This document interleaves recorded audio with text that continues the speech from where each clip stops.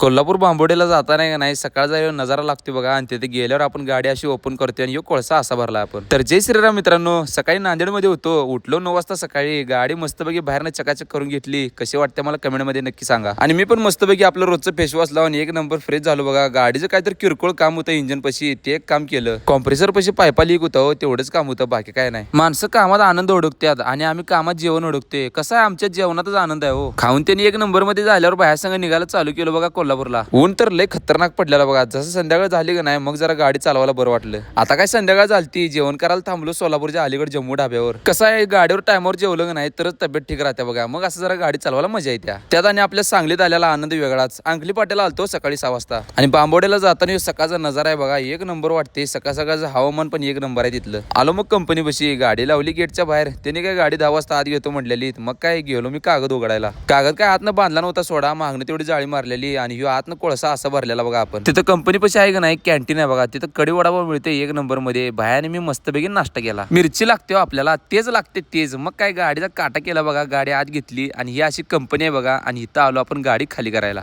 तर चला मित्रांनो, गाडी अशा तऱ्हेने आपली लावल्या बघा खाली करायला. युट्यूबवर पण व्हिडिओ आहेत, जाऊन बघा. तर चला भेटूया आता पुढच्या व्हिडिओमध्ये. फॉलो तेवढं करा जाता जाता. ओके.